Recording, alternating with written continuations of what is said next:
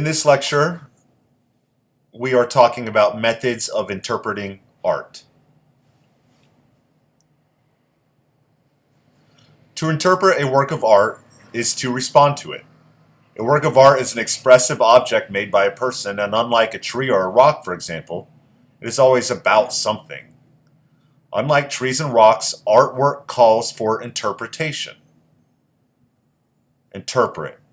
Forming a meaningful and ongoing understanding of a work of art and drawing connections to what we see with our own lived experiences and knowledge of the world around us. When we interpret art, we make the art meaningful to ourselves. We put it into words with a description, our feelings and our emotions, and we can speak and translate ideas about the artwork to others. Interpreting art is the first step in dialogue about the work. Because we interpret an artwork, we can talk about it. When we speak about art, we hear about it in our own words.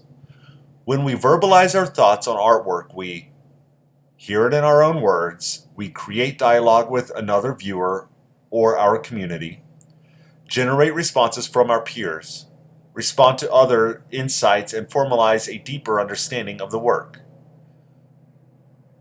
We may not be affirmed in our thoughts. We then, however, have the opportunity to explore different interpretations.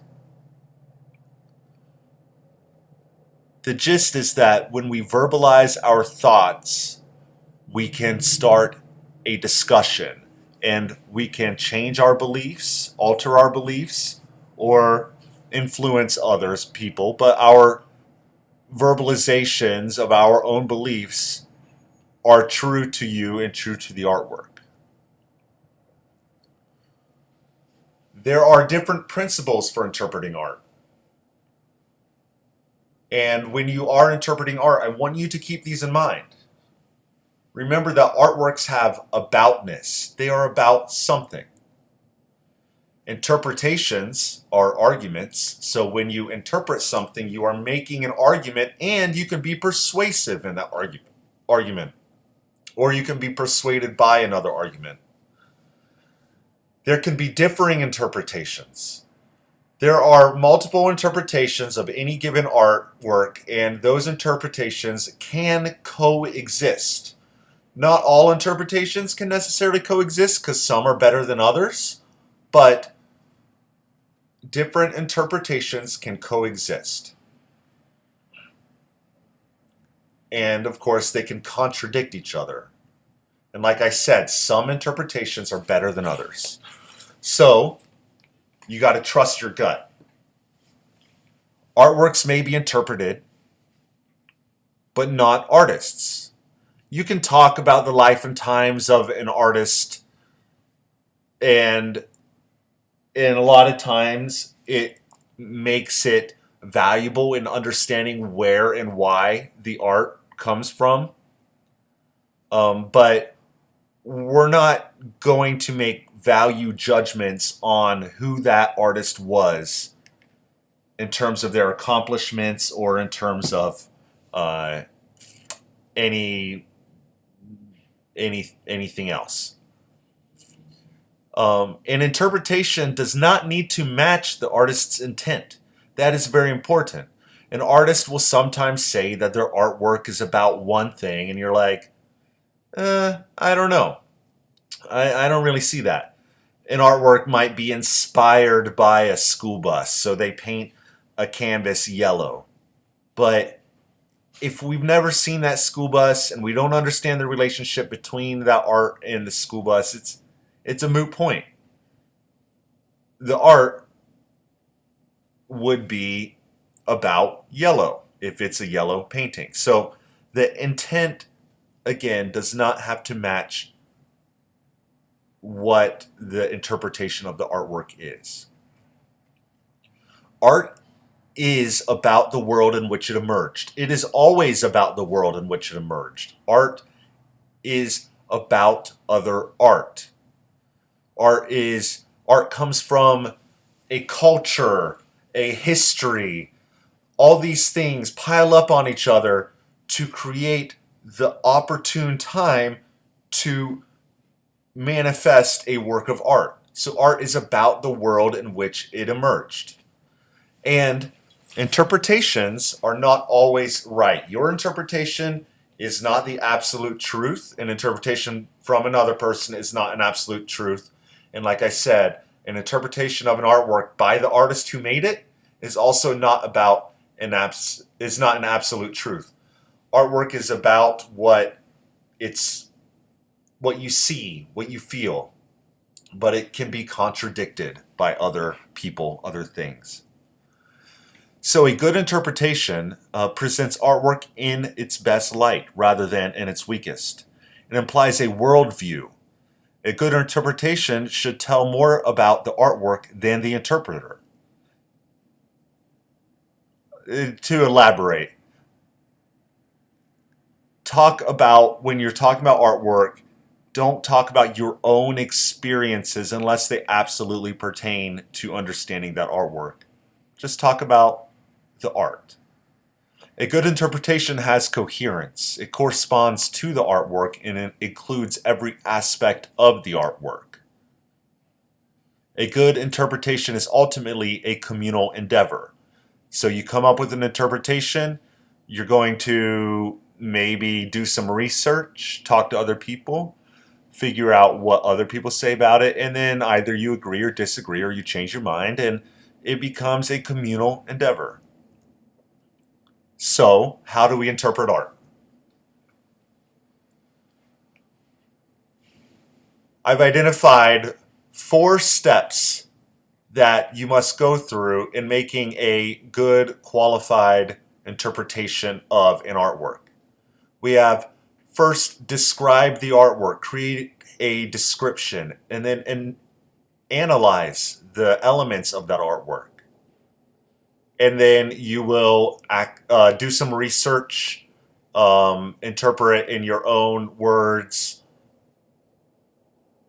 Those are the acts of interpretation. And then judgment, which is this painting, this sculpture, this such and such is a great artwork for this reason, and it checks all these boxes, and it's a great work. Or it doesn't check any of these boxes. I think that the artist was working in some sort of echo chamber, and the work just ultimately doesn't amount to much. That's another valid judgment. But in order to get to the judgment, you must first describe, analyze, and interpret. So let's look at this painting. This is a large painting. Let's describe it. First of all, it is 11 feet tall, 11 and a half feet tall, by 25 and a half feet long. This is a giant painting by Pablo Picasso. It is called Guernica from 1937, and it is oil paint on canvas.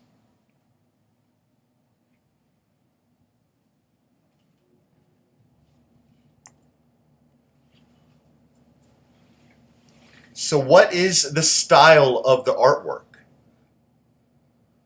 And I know that we are not art historians, or if we are, we're just getting started. But I think you can understand that this painting is painted in a cubist style. It is black and white, shades of gray, lots of disjointed shapes.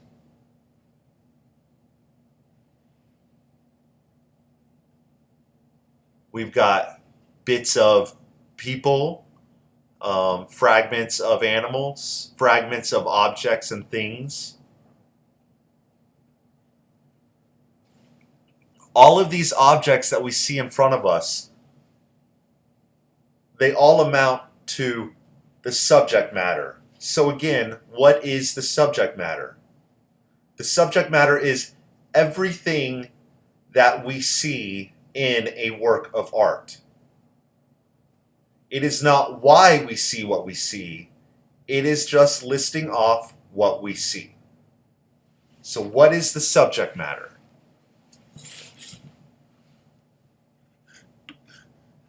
There's a horse in the middle, a horse head and a disjointed body for a horse.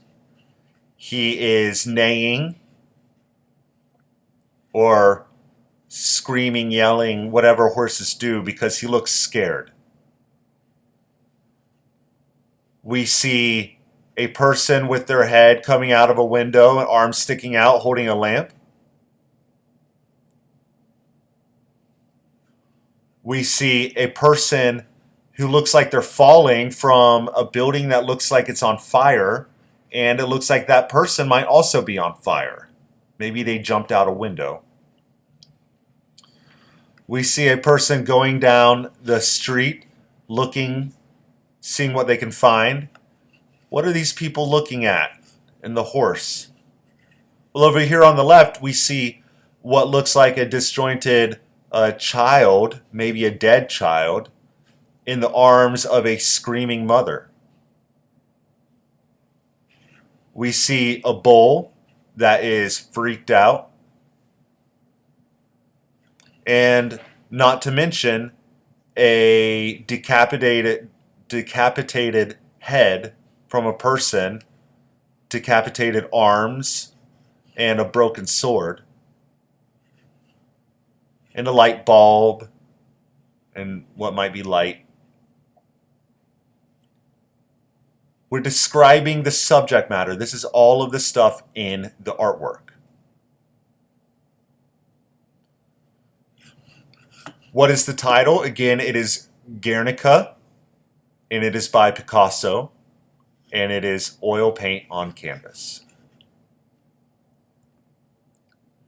Let's analyze what we just described. The analysis, when we're talking about analysis, we're bringing about what the artwork could possibly be about. So we haven't figured out what it's about. We figured out what is depicted. So here are some questions to ask. Why did Picasso use the shapes that he did? So I would say that these shapes are, again, they're disjointed, they're fragmented, they look chaotic. Perhaps he is trying to portray a sense of chaos, a sense of panic maybe. Why did Picasso use this color palette? The color palette is black and white and gray. It is dreary. It is cold. It's sort of miserable. It's like a horror show almost. Perhaps he's trying to convey those ideas. Cold, miserable, horrible environment. So why did Picasso use this subject matter? Trying to figure out why. This is the content. Why? So it seems to me that Picasso is trying to portray a terrible scene and a terrible situation. A scene of chaos. A scene of pain. A scene of horror.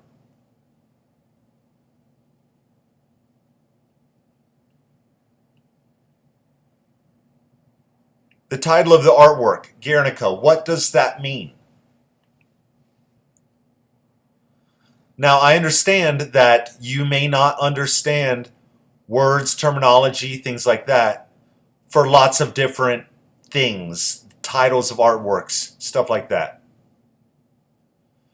The reality is Guernica is not really a common word. So when you encounter words and terminology that you don't understand, go ahead and Google it.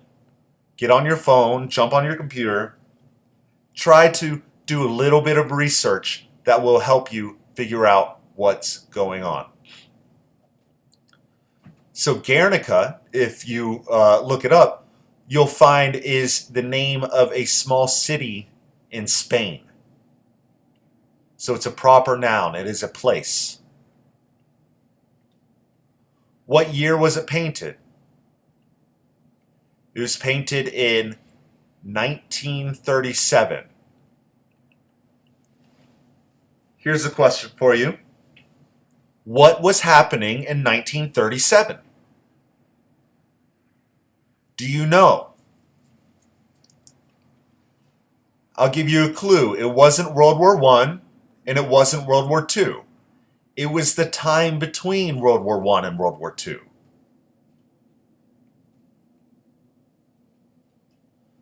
So, if you don't understand what was going on between World War I and World War II, perhaps in Guernica, Spain, and maybe it's something that you could look up. That's another point that can be researched and should be researched for different artworks. If you look up Guernica, 1937, you'll find out that there was a fascist dictator in Spain at the time who collaborated with the military and with foreign armies, I believe the Nazis, and had this town of minorities known as Basques bombed in air raids. The dictator of Spain was bombing his own country.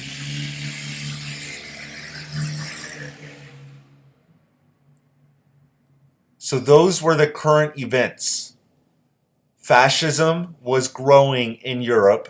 It was particularly growing in Spain and in Germany and Italy, but also in Spain. And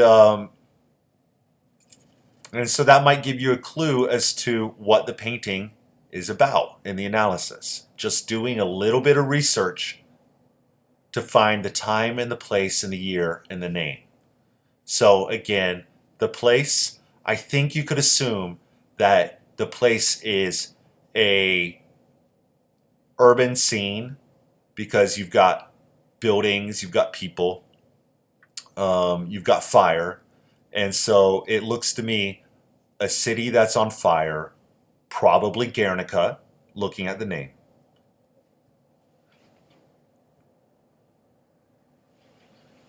So when you are putting together your analysis, you're laying the groundwork for an interpretation.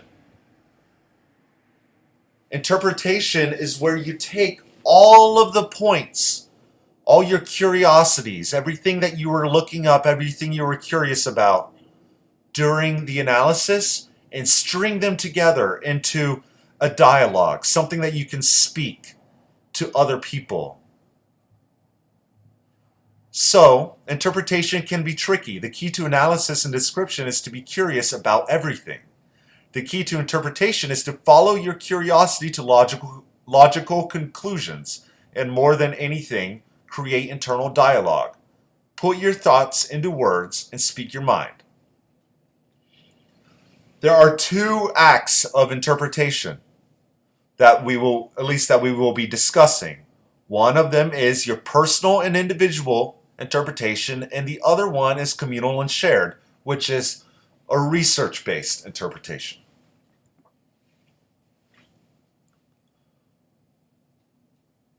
As an art viewer, this interpretation has meaning. A personal interpretation has meaning to me in my life. Your personal interpretation has meaning to you and your life. In a personal and individual interpretation, the viewer makes their own. They consider You should consider placing yourself into the role of the artist. If you are the artist, why did you make the decisions that you did? Conversely, consider yourself to be a character in the artwork. What is the perspective of the screaming mother or the neighing horse? Why are these characters freaking out? Why are they screaming? That could help you come to the conclusions of what this artwork is about. Or what do you think, if you were the artist painting this, why would you have made the decisions that you made? Those are all methods of coming up with a personal interpretation. And then there is the communal and shared interpretation. So the communal and shared interpretation is an interpretation of an artwork that is held by a group or individuals. In what way have we, or could we, in what way could we form a communal and shared interpretation of Picasso's Guernica? Number one, we can discuss it with other people. Where do other people lie on this painting? What is it about? Another thing is we can research it. So you can look up on Google or in the library websites or in a library book this painting and figure out what the scholars think about it, and ultimately and have that interpretation influence your personal interpretation.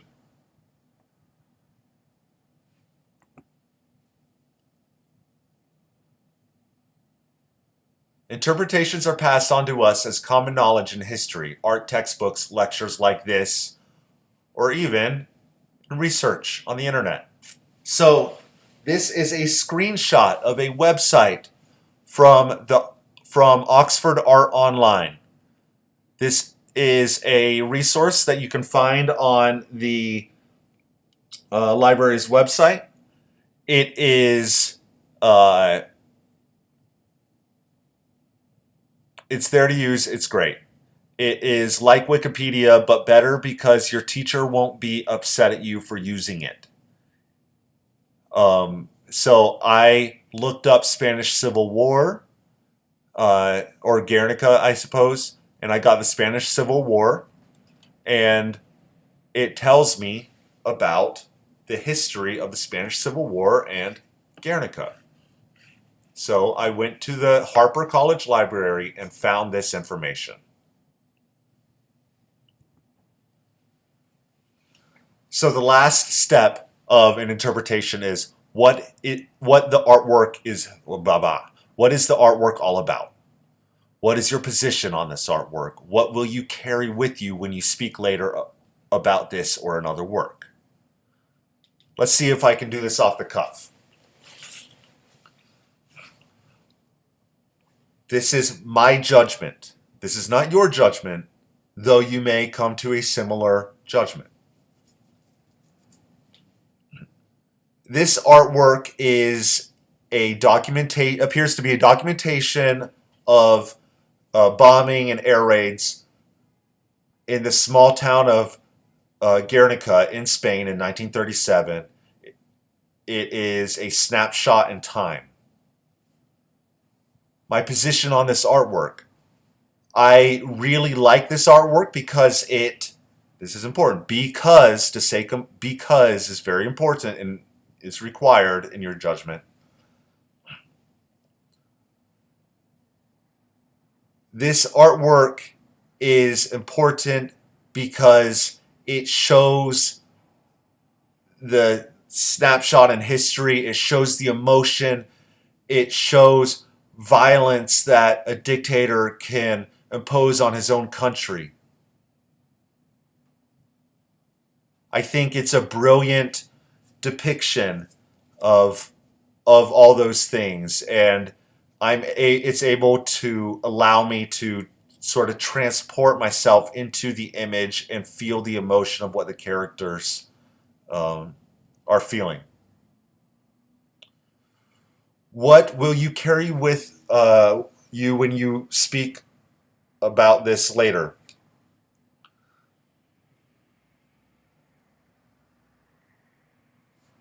I will take from this, again, the emotion that the artwork can that the artwork portrays.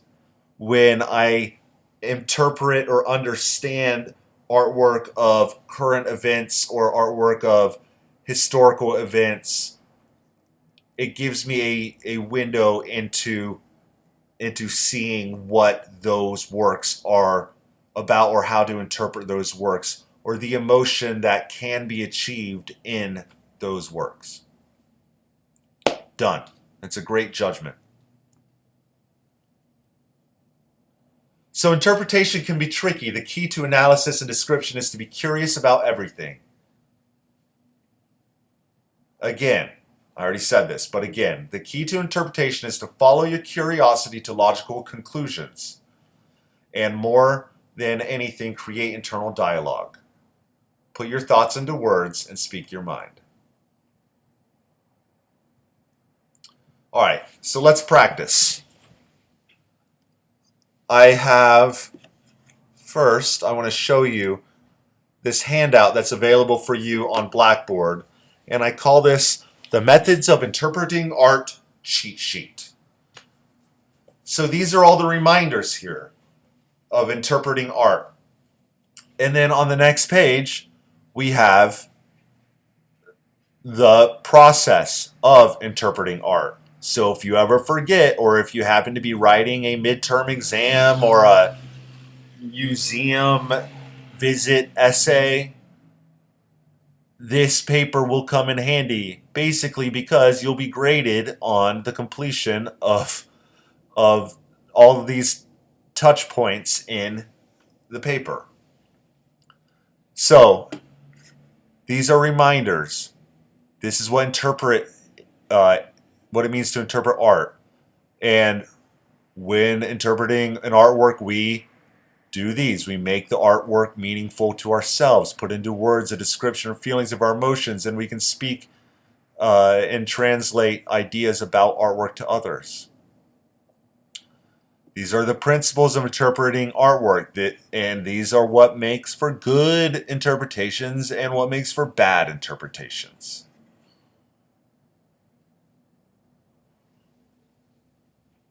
On this page, we talk about the description, the analysis, the acts of interpretation, and the judgment. From this point on, when you are writing about artwork, you will be using this cheat sheet that guides you through interpreting and speaking and writing about art. So, like I said, let's practice. Hopefully these images look familiar to you. All right, how about this one by Ai Weiwei? Let's describe it. We want to talk about the form. The form is everything that we see in the artwork. I see the same image reproduced 3 times. 1, 2, 3.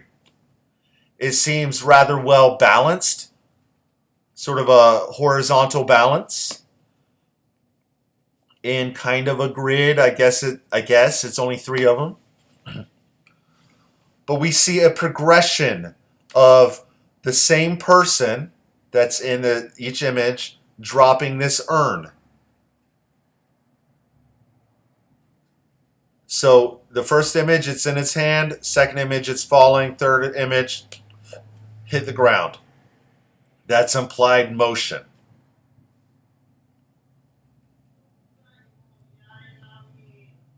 What is the iconography that we see? Well, we see pavement in a brick wall. That to me looks like it could be, that could represent an alleyway or the side of a building, but outdoors, alleyway. We see a Chinese looking man, a man that is Chinese. It's not always important to understand the race of the person that we are looking at or the nationality. But in this case, I think we can make that that jump because it might help us interpret the artwork. And we see this urn that is listed as a Han Dynasty urn. So Han Dynasty urn. What could that, as iconography, what could that represent? Well, we ought to look up Han Dynasty and understand that the Han Dynasty is an ancient era in China. And if we know that it's ancient, we also know that this urn or this vessel that he's holding is an artifact that he is smashing on the ground.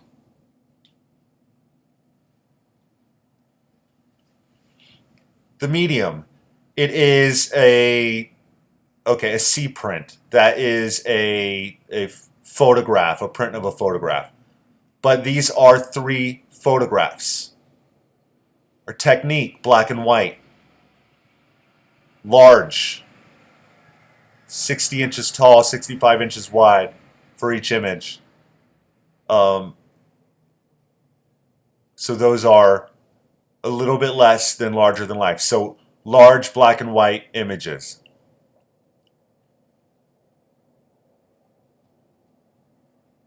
And style also black and white. Visual elements. What are the visual elements that we can name? We've got horizontal balance. I even see a little bit of I see lines connecting through the 3 images. We see, like I said, this progression of over time, so implied motion. Those are all visual elements. And then our principles of design, how it's organized, things like that, we already spoke about. All right, and we spoke about the subject matter, people, places, things, themes, processes, events, ideas. Okay. Analysis. In the analysis, that's where we talk about the content of the artwork. Why? Why these things? Why is he doing what he's doing? That leads us into our interpretation, or what is he doing that can lead us to actions that we can interpret. So his analysis, man, 3 times dropping an ancient urn onto the ground. That is taking all of what we described in the form and wrapping it up in a neat package. So why is it designed the way it is? I'd say it's also telling a story. So we've got beginning, middle, end. That's our story, our analysis. And it is the content. So why is he doing what he's doing? All right, so there are 2 acts of interpretation. Again, personal and individual, and then communal and shared. Our personal interpretation. Personally, I think that he is destroying an ancient artifact, and he is doing it looking at his face. He's doing it as though he doesn't care about the consequences. He's obviously doing it on purpose.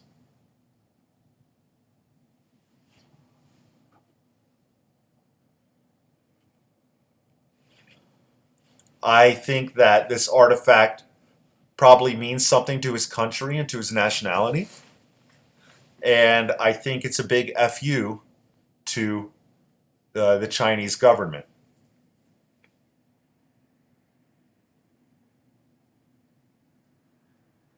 And for a communal interpretation, I'm not going to do this right now, but you go to Google and you start searching, or go to the library and start searching.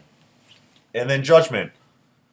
What is your position on the artwork and why? Can you speak coherently about the artwork? Curiosity-driven conclusion. Is the artwork effective? Is the artwork good or interesting?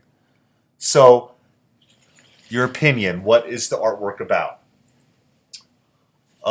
It is about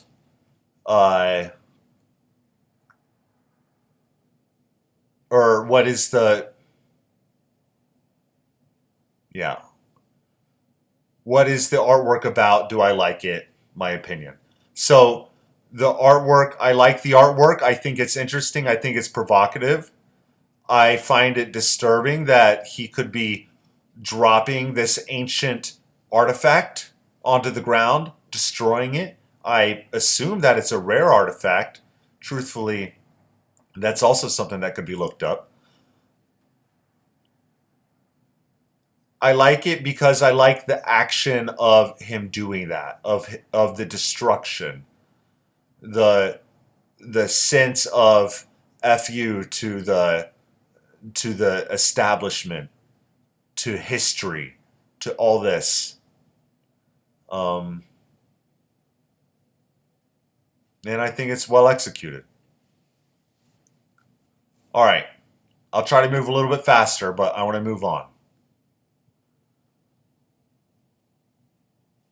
All right, what I want you to do is for 10 seconds, get your face about 20 or about a foot, 12 inches from your screen. And for 10 seconds, I want you to stare at that dot in the middle of the screen, in the middle of the flag.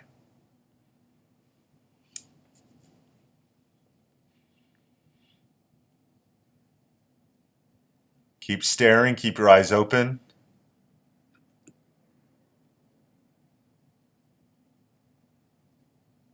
Do you see the American flag in red, white, and blue? Imprinted. I think that's pretty great. All right, let's look at this artwork, Moratorium by Jasper Johns. Let's describe it. Well, talked, we've already discovered that when you close your eye, when you stare at it and close your eyes, the colors invert to what is red, white, and blue flag. So I see an American flag. It is made with inverted colors. There's also a print. So this is one of many. Um, that, but it is also a print of what looks like a painting. So I see some visual texture on there. So the print would be flat, and the visual texture is what looks like brush strokes and things like that. I also see a word that says moratorium across the bottom. I see this little hole in the middle. What could that hole represent? One student floored me earlier when I was grading some quizzes when she suggested that hole is about the size and shape of a bullet hole. So that could represent a bullet hole. I think that's amazing. I've never had a student say that, but I totally agree, and that's something I usually suggest to the students. All right, so we've got an American flag, inverted, bullet hole. The quality of the paint or the color, this green looks like, what does it look like? It looks like camouflage. All right, made by Jasper Johns, Moratorium 1969. What was going on in 1969? Your parents would know this. Your grandparents would certainly know this. 1969 was the height of the Vietnam War. The Vietnam War was a war that the Americans, a lot of this is a popular opinion, that the Americans had no business being in. And there was also a draft going on at the time. So there was a war that Americans had uh, no reason to be involved in, and they were taking citizens, American citizens, without their will to Vietnam to fight in the war. There were lots of protests, lots of people were against this war. Edition of 300, so this is a print, it's one of 300. Would have been distributed around. And 22 and a half tall by 30 and a half wide. So that is a large piece of paper. I guess it's like 2 computer papers tall and then 4 wide about. So it's a pretty big piece of paper. Not the giantest, but pretty big. Okay, so our analysis. Why of the artwork? Um, I guess we're talking about that. Size, form, the year, place of origin, and nationality. I'll tell you, Jasper Johns is American, and this originated in the United States. And we already started talking about our interpretation. And I find it interesting, again, that a student spoke about that hole in the middle as being bullet sized, and it could be represent a bullet hole. So that is that is part of our communal interpretation. And other students were talking about the green as being camouflage like, and one student wrote about chemical warfare in um, Vietnam. There was something called Agent Orange, which this orange looks like or might represent. So all these things representing, like, leading us back to the Vietnam War. And moratorium, what does that word mean? It means a stop to something. And there was a moratorium movement in 1969 that referred directly to the Vietnam War. Stop the war. So we sort of wrapped together our personal and communal interpretations with that. And then judgment, what are we going to take from it? My personal opinion is that I think this artwork is very smart, and I feel that the use of inverted colors is very smart and really activates our eyes and our brains in an interesting way.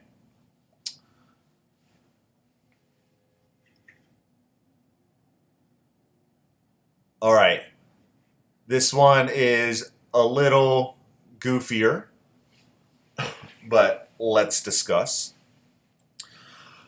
All right, okay, a description of it. First of all, dead in the center, I see a woman dressed like a 1940s pinup girl that would have been uh, in magazines, actually during World War II. So pinup girl smile or style uh, girl in the middle, riding an inflatable dolphin, kissing an inflatable monkey, and she is in front of 3 Popeyes that are repeating themselves.